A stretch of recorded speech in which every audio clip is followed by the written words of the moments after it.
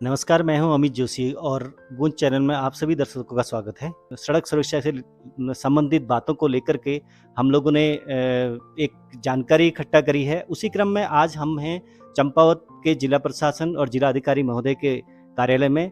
तो चलिए जानते हैं आज सड़क सुरक्षा को लेकर के जिला प्रशासन चंपावत के द्वारा क्या कार्रवाई की जा रही है और इसी में बातचीत करते हैं यहाँ के जिला अधिकारी महोदय से। सबसे पहले बहुत स्वागत है सर आपका हमारे चैनल में। मैं जानना चाहूँगा कि सड़क सुरक्षा को लेकर के जिला प्रशासन चंपावत की क्या रणनीति है?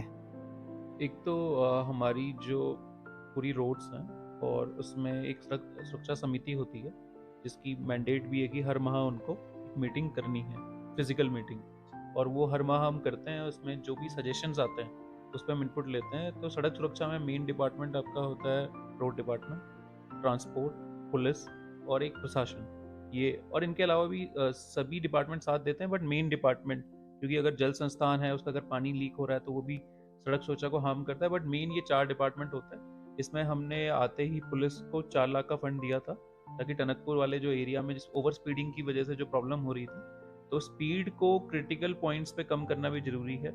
और जो हमारे एक्सीडेंट्स हमने एनालाइज किया था कि जो भी ऐसे ब्लैक स्पॉट्स है जहाँ पे ज़्यादा एक्सीडेंट हो रहे हैं, उनकी लिस्ट बना के, इसलिए हमने उनकी लिस्ट जब आई थी हमारे पुलिस से तो हमने उन्हीं को उसमें फंड किया था सड़क सुरक्षा के अंदर।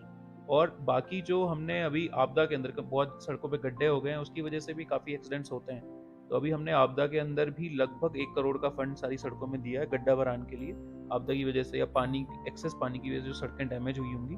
और ARTO, पुलिस और SDMs, इनको भी चलान के लिए, ये चलान कर भी रहे हैं, बढ़ा भी रहे हैं, और स्वयं SDMs भी चलान कर रहे हैं और फोटो भी भेजते रहते हैं। तो इसमें चलान का रोड इम्प्रूवमेंट और ज़्यादातर एक्सीडेंट्स की साइड पे जब हम जाते हैं तो ये देखा जाता है कि कभी कभी रोड फैक्टर तो एक होता है कि रोड में वहाँ पे क्रैश बैरियर लगे नहीं लगे, और इतनी जो किलोमीटर लेंथ में जो रोड्स होती हैं हर जगह अभी क्रैश बैरियर नहीं है। लेकिन कई जगह पे देखा गया है कि ड्राइवर जो था वो कंटिन्यूअस दिल्ली से ड्राइव कर रहा था, तो उसने रेस्ट नहीं किया, तो वो एक अच्छे फंक्शनिंग मोड में नहीं थे।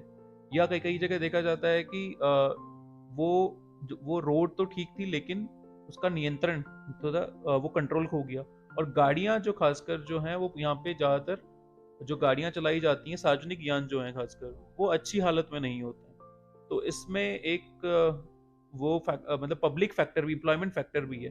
अगर सभी का चलान करके गाड़ियां बंद कर दी जाएं तो पूर्णागिरी मेला चलता है, जो और भी ऐसे बिजनेस चलते हैं कि बच्चों को गाड़ियां ले जाती हैं, तो इसमें सेफ्टी फैक्टर भी, एम्प्लॉयमेंट फैक्टर भी है।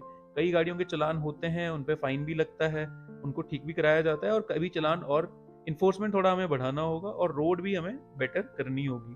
अभी तक हमारे 2022 से 4 ऐसी घटनाएं हुई हैं सार्वजनिक यान वाली, उसमें लगभग 21 लाख की धनराशि हम मुआवजे के तौर पे दे चुके हैं। और कोई अगर ऐसा केस आता है, कोई भी मजिस्ट्रियल इंक्वायरी हमारे पास अभी पेंडिंग नहीं है। रोड एक्सीडेंट में सबसे जो इम्पोर्टेंट कारण एक ये भी है कि लोगों को रोड के नियमों के बारे में, सड़क सुरक्षा के संबंधित नियमों के बारे में जानकारी नहीं है। और जो टीनेजर्स नई नई गाड़ी लेकर के आते हैं वो ज़्यादा कुछ इस तरीके की चीज़ें करते हैं जो कि रोड में एक्सीडेंट का कारण बनते हैं। और दूसरा कारण है जैसे शहरों में अगर हम देखें तो अतिक्रमण कर दिया गया होता है। रोड एक होती है, उसमें बाहर से दुकान स्टॉल वाले उसके बाहर स्टॉल या दुकान को अपनी आगे तक बढ़ाते हैं। तो इन 2 चीज़ों पर आपकी तरफ से क्या सुझाव और क्या प्रतिक्रिया की जा रही है? इसमें ये एक्चुअल कंडीशन है कि रोड पे इंक्रोचमेंट बहुत रहता है, तो परमानेंट नहीं, कंस्ट्रक्शन मटेरियल ही बहुत पड़ा रहता है। पर्सनली मैंने चंपावत में जाके 15,000 के चलान 1 हफ्ते पहले ही EO के साथ किए थे।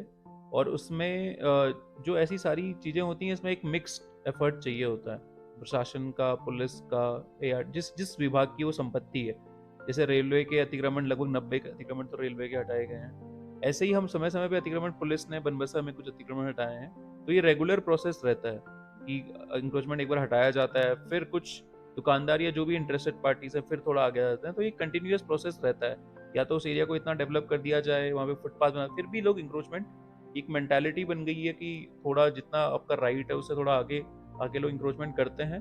बट हमारा एज प्रशासन यही काम है कि हम टाइम टू टाइम ऐसे एरियाज में एंटी इंक्रोचमेंट ड्राइव चलाएं, और हम जहाँ जहाँ जरूरत पड़ती है वहाँ पे एंटी इंक्रोचमेंट ड्राइव चलाते भी। ये ग्रामीण सड़कें हैं और उसमें ओवरलोडिंग, खास तौर पर जो खनन वाली गाड़ियां हैं वो ओवरलोड लेकर के जाती हैं, क्योंकि रोड इतनी मजबूत नहीं होती कि उसमें ओवरलोड चलाया जा सके। तो उन सड़कों पर रोकने के लिए आप किस तरीके से इसको अपना अभियान चलाते हैं? सड़क जो हमारी है, जो ओवरलोडिंग की समस्याएं आती हैं उसमें हमारी जगह जगह पे पुलिस चौकी हैं। जब भी हम सुरक्षा समिति की बैठक करते हैं तो उसमें पुलिस, एआरटीओ और एसडीएम्स, तो अभी हमारे एसडीएम चंपावत ने रात को लगभग 1-2 बजे जाके भी ओवरलोडिंग के चालान 2 डंपर के किए हैं 1 हफ्ते पहले ही। तो ऐसी जहाँ जहाँ पे इलीगल माइनिंग की समस्या, ऐसी ओवरलोडिंग की मिलती हैं, तो समय समय पे चालान किया जाता है। हाँ, चालान बढ़ाने की ज़रूरत है, लेकिन हमें जैसे ही सूचना मिलती है कि, क्योंकि हमारी एक सिंगल रोड है एनएच जो जाती है, ऐसे हमारे कोई डाइवर्सिफिकेशन भी नहीं है। चलथी में हमारी पुलिस चौकी भी है, फॉरेस्ट चौकी भी है, तो सारे डिपार्टमेंट्स कोऑर्डिनेट करके चालान तो करते हैं, हाँ, लेकिन इनको बढ़ाया जाने की आवश्यकता है। वह सबसे इम्पोर्टेंट चीज़ है जागरूकता। तो रोड सुरक्षा के लिए जागरूकता में चंपावत में जिला प्रशासन के द्वारा क्या कार्रवाई की जा रही है? इसमें जागरूकता में सड़क सुरक्षा समिति का एक बिंदु जागरूकता भी होता है, तो उसमें एआरटीओ स्कूल्स में जाते हैं, एसडीएम्स भी स्कूल्स में जाते हैं, पुलिस भी लगातार स्कूल्स में जा रही हैं, जो सीओ ट्रैफिक हैं वो भी स्कूल्स में जाते हैं, एसएचओ स्कूल्स में जाते हैं। सभी स्कूल्स में जाके जितना लेवल पे उसमें रोड सेफ्टी भी होता है, नशा मुक्ति अभियान भी होता है, सभी के प्रति, खासकर जो हमारे 10-12 के बच्चे हैं उनको जागरूक किया जा रहा है। बहुत बारा देखा गया है कि सड़कों में जिस तरीके की ऐसी जैसे हाईवे में हम बात करें तो रोड में गड्ढा हो जाता है, दब जाती है वो रोड, लेकिन जब गाड़ी या कार लेके जाते हैं तो वो दिखाई नहीं देता है। तो जब हम रोड में ड्राइव करते हैं तो अचानक वो गड्ढा आने की वजह से गाड़ी का पलटना या अनियंत्रित होना ऐसा होता है। तो इसके लिए कोई ऐसा प्रावधान है कि व्यक्ति उसको डायरेक्टली किसी को सूचित कर दे, ताकि यहाँ पर ऐसा है, ऐसा कोई प्रशासन की तरफ से कोई नंबर या कंट्रोल रूम ऐसा कुछ बनाया गया है? इसमें जैसे आपके जो भी ऐसे प्रॉब्लम्स होती हैं, तो हमारे मेन एक आर्टरी है पूरे चंपावत की, जो एनएच है हमारा। तो एनएच में जगह जगह आपदा से डैमेजेस हुए थे, उसका लगभग 190 करोड़ का प्रस्ताव गवर्नमेंट ऑफ इंडिया गया था और वो स्वीकृत भी हो गया, और एनएच के रिपेयरिंग के काम जगह जगह शुरू भी हो गए। तो उसमें एनएच का तो वो गवर्नमेंट ऑफ इंडिया मौत से टेकअप हो रहा है, पूरा ठीक करना है उसको। जहाँ तक आपकी बात है, अगर किसी को गड्ढा दिखता है तो संबंधित विभाग को शिकायत होती है, और 133 सीआरपीसी जो हमारा है उसमें ये प्रोविज़न रहता है कि अगर कोई ऐसा पब्लिक न्यूसेंस है तो वो एसडीएम ऑफिस में, वैसे कोर्ट में शिकायत करते हैं लेकिन ऑफिस में भी वो शिकायत कर सकते हैं, और अगर वो बहुत ही डेंजरस, लाइफ के लिए डेंजर है वो गड्ढा, तो उसको भरा जाएगा। और अगर वो रूटीन वेयर एंड टेयर है रोड का, तो उसमें सबसे बड़ी प्रॉब्लम है, धनराशि जो होती है वो बहुत कम आती है रिन्यूअल की, एनुअल रिन्यूअल की, और उनकी रोड लेंथ बहुत ज़्यादा होती है डिपार्टमेंट की। अगर किसी के पास 200 किलोमीटर की रोड है और उसके बाद धनराशि आ रही है सिर्फ 2 किलोमीटर को सही करने की, तो ये एक चैलेंज रहता है, हमेशा फंडिंग एक चैलेंज रहता है। उस फाइनेंशियल चैलेंज को हम इग्नोर नहीं कर सकते। हम ये नहीं कह सकते कि ये इग्नोर्ड रहेगा, लेकिन माननीय मुख्यमंत्री जी के निर्देश हैं कि ज़्यादा से ज़्यादा ऐसे पैचेस को गड्ढा मुक्त किया जाए। तो हम आपदा के फंड से, अनटाइड फंड से और अन्य जिला योजना, स्टेट सेक्टर से माननीय मुख्यमंत्री जी के निर्देशों का पालन कर रहे हैं, और जहाँ जहाँ पे ऐसे जितना भी हम कर सकते हैं उस फंड के अकॉर्डिंग, वो हम गड्ढा मुक्त करने की कोशिश कर रहे हैं। कई सारे रोड में हादसे हो जाते हैं, एक्सीडेंट होते हैं, उसके बाद वो व्यक्ति सड़क पे पड़ा होता है, कोई लोग उसकी मदद नहीं करते, उसके पीछे उनको बहुत सारे डर हैं, जिसमें कि पुलिस के द्वारा बेजां परेशान करना या इस तरीके की चीज़ें हैं। तो आप इस पूरे मामले को किस तरीके से देखते हैं और कैसे लोगों को जागरूक करना चाहेंगे?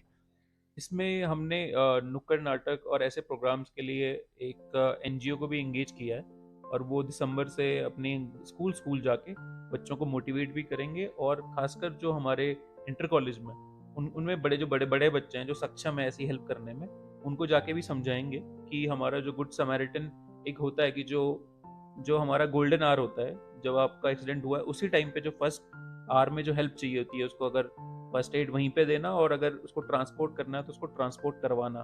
तो ये हमारे सभी जो हमारे नागरिक हैं उनकी जिम्मेदारी भी है, और हमारी जो यहाँ पे पुलिस है बहुत ही संवेदनशील है, और सारे ऐसे जो केसेस होते हैं जब भी इनको लाया जाता है, तो ऐसे किसी के खिलाफ भी ना एक्शन लिया जाता है, ना लिया जाना चाहिए। और बाकायदा अभी कुछ इनाम की घोषणा भी की है पुलिस विभाग ने, कि उनको जो ऐसे लेके आएंगे फर्स्ट रिस्पॉन्डर जो होंगे उनको इनाम भी दिया जाएगा। तो मेरा सभी नागरिकों से यही अनुरोध है कि आप इसकी परवाह न करते हुए, जो भी, क्योंकि वो किसी के फैमिली मेम्बर है, किसी के परिवार का हिस्सा है, किसी की बेटी हो सकती है, किसी का बच्चा हो सकता है, किसी के माँ बाप हो सकते हैं, तो वो भी आप ही की तरह एक परिवार है, और उनकी ज़्यादा से ज़्यादा ऐसे मामलों में मदद करें और उस मदद से कतराएं नहीं। जी। सड़क सुरक्षा इस अभियान में सड़क में ताकि एक्सीडेंट ना हो उसके लिए क्या संदेश देना चाहेंगे आप? पहला संदेश तो यही है कि आप सुरक्षित रहें, जब भी आपके घर से कोई बाइक में या स्कूटी में निकले हेलमेट पहने। और ये तो हो गया पर्सनल सुरक्षा।